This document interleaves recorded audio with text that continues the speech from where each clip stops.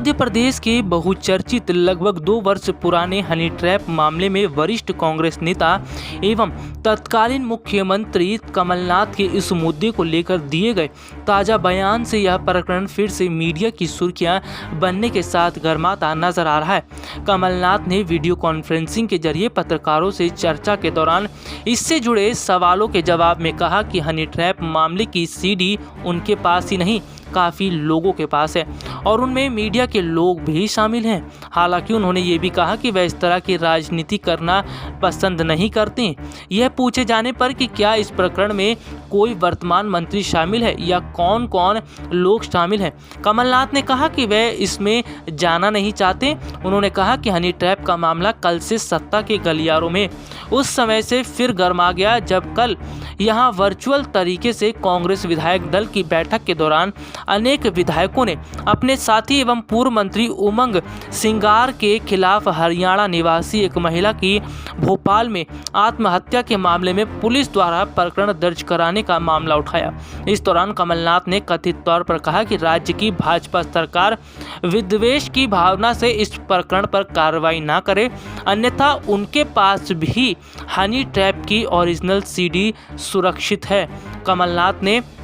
साफ तौर पर कह दिया कि वो अगर सच बताने पर आए तो बहुत बड़ी बड़ी पोल खुलती नजर आएगी। आपको बता दें कि कमलनाथ ने कहा कि जिस तरह से स्थितियां देखने को मिल रही हैं वो बिल्कुल भी सही नहीं है। कमलनाथ ने यह भी बताने की कोशिश की कि जिस तरह से कई चीज़ों को अलग तरह से पेश किया जा रहा है वो बताता है कि कितना ये वाकई में हैरान करने वाली बात है। कमलनाथ ने यह भी कहा कि सरकार उमंग सिंगर वाले प्रकरण में कार्रवाई करती है और जिस तरह से अगर कोई बड़ा कदम उठाती है तो वो सरकार को बड़ी चेतावनी भी दे रहे हैं। वैसे आपको बता दें कि जिस तरह से देखने को मिला कि दरअसल मध्य प्रदेश में कांग्रेस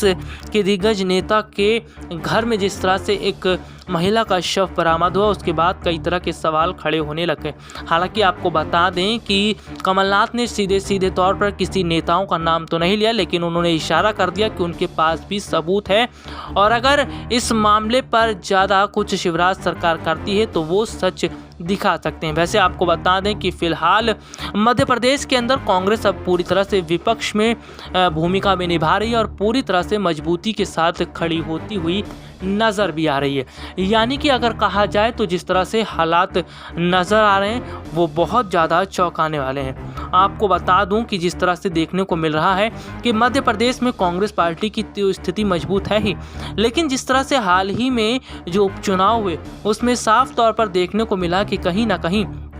कांग्रेस को बड़े स्तर पर फायदा मिला और कांग्रेस के प्रत्याशी ने सीधे सीधे बीजेपी प्रत्याशी को हराकर यानी राहुल सिंह लोधी को हराकर एक बार फिर ये बताने की कोशिश की कि मध्य प्रदेश में कांग्रेस किस तरह से मजबूती के साथ खड़ी है। वैसे आपको बता दें कि मध्य प्रदेश के अंदर कोरोना संक्रमण के मामले लगातार तेजी से बढ़ते जा रहे हैं और इसके साथ ही साथ ये भी देखने को मिल रहा है कि विपक्षी पार्टी के लोग अब जिस तरह से मध्य प्रदेश की जनता के साथ खड़े होते नजर आ रहे हैं और मध्य प्रदेश की जनता की मदद कर रहे हैं, इससे पता चलता है कि स्थितियां अब कितनी अलग होती नजर आ रही है। यानी कि अगर देखा जाए तो फिलहाल मध्य प्रदेश के अंदर भी कोरोना संक्रमण के मामले देखने को मिल रहे हैं, लेकिन जिस तरह से हालात दिखते नजर आ रहे हैं वो बहुत ही चौंकाने वाले हैं। आपको बता दें बीते कुछ समय पहले कमलनाथ और नकुलनाथ ने बड़े स्तर पर अपने खर्चे पर मध्य प्रदेश के लोगों के लिए ऑक्सीजन की कुछ खेप जो है वो प्रशासन को सौंपी थी। इसके साथ ही साथ देखने को भी मिला था कि बड़े स्तर पर मध्य प्रदेश में जो नदियां बह रही हैं वहां पर जो शव बरामद हो रहे हैं उस पर भी स्थितियां देखने को मिल रही हैं। यानी कि कुल मिलाकर अगर देखा जाए तो फिलहाल कांग्रेस जो है वो पूरी तरह से मध्य प्रदेश की जनता को साथ देती नजर आ रही है, यानी कि मध्य प्रदेश की जनता के साथ खड़ी होती नजर आ रही है। आपको बता दें कि मध्य प्रदेश में हालात जो है वो फिलहाल अलग नजर आ रहे हैं। यहाँ तक कि कमलनाथ का ये भी कहना है कि शिवराज सरकार बड़े स्तर पर बहुत कुछ छुपाने की कोशिश कर रही है। मध्य प्रदेश में बड़े स्तर पर लोगों की मौत हुई है, जिस तरह से लोगों लोगों के शव बरामद हुए हैं और जिस तरह से अस्पतालों के अंदर बड़ी संख्या में लोगों की मौत हुई, इससे साफ पता चलता है कि किस तरह से शिवराज सरकार ने बड़े स्तर पर चीज़ों को छुपाने की कोशिश की। आपको बता दें कि स्थितियां कुछ इस तरह से कहती नजर आ रही हैं कि जहां जहां बीजेपी की सरकार है वो आंकड़े छुपाने का काम कर रही है, लेकिन कुल मिलाकर देखा जाए तो सरकार आंकड़े छुपाने का खेल शुरू से ही करती चली आ रही है। यानी कि सरकार पहले भी आंकड़े छुपाती थी और आज भी आंकड़े छुपा रही है। और सबसे बड़ी बात देखने को ये मिल रहा है कि कहीं ना कहीं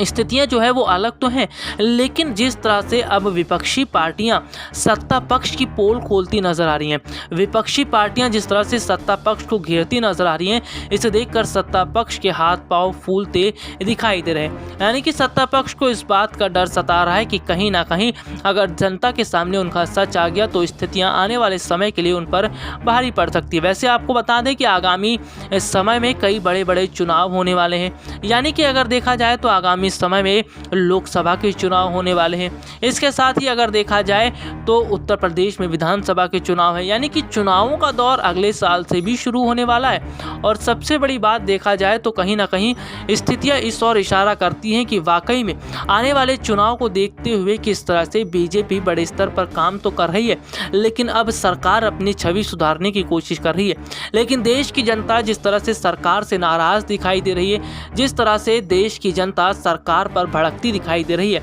इसका मतलब यह है कि देश की जनता बिल्कुल भी मोदी सरकार को पसंद नहीं कर रही। क्योंकि जिस तरह से देखने को मिला है कि मौजूदा समय में तो देश की स्थितियां खराब हुई हैं, लेकिन जिस तरह से देखने को मिला कि सरकार ने कई बड़े मुद्दों पर भी काम नहीं किया। इसका मतलब यह है कि सरकार ने कई चीज़ों को छुपाने का काम किया है। और सरकार जिस तरह से बड़े स्तर पर कई चीज़ों को छुपा रही है, इसे देखकर अब जनता और ज़्यादा गुस्सा हो रही है। देखने को मिला कि सरकार के कार्यकाल के दौरान महंगाई बढ़ी, पेट्रोल डीजल के दाम बढ़े, बेरोजगारी बड़े स्तर पर बढ़ी, किसानों की परेशानियां बढ़ी और देश की जीडीपी भी धीरे धीरे नीचे जाती चली गई। और सबसे बड़ी बात तो है कि जिस तरह से देखने को मिल रहा है कि सरकार इन सभी खामियों को छुपाने की कोशिश कर रही है। यानी कि देखा जाए तो सरकार इन खामियों को छुपाकर ये बताने की कोशिश कर रही है कि उनके राज में सब कुछ ठीक चल रहा है, यानी कि उनके राज में सब कुछ ठीक है। लेकिन देखा जाए तो सरकार की यही खामियां अब जनता के सामने आ चुकी हैं। और जिस तरह से जनता के सामने ये खामियां आ रही हैं, इसका मतलब ये है कि कहीं ना कहीं स्थितियां अब बहुत ज़्यादा अलग होती नज़र आ रही हैं और इसका साफ असर आने वाले चुनाव पर भी देखने को मिल सकता है। अब देखना होगा कि जिस तरह से बंगाल की जनता ने वोट किया और आने वाले समय में ये भी देखना होगा कि जिस तरह से स्थितियां देखने को मिली। और कहीं ना कहीं अगर बात करें तो जिस तरह से माहौल बनता नज़र आ रहा है, यानी कि अब स्थितियां अलग तो हैं और जनता भी अब कहीं ना कहीं बदलाव के मोड़ में देखती नज़र आ रही है। कुल मिलाकर देखा जाए तो स्थितियां अभी भी फ़िलहाल अलग हैं, लेकिन कहीं ना कहीं अगर हम बात कर लेते हैं तो चुनाव का माहौल जो आने वाला है उसमें बहुत बड़ा झटका बीजेपी को लगता हुआ नजर आ रहा है। अब ये तय करना होगा कि आगे जनता क्या फैसला करती है। SP9 न्यूज़ रूम की रिपोर्ट।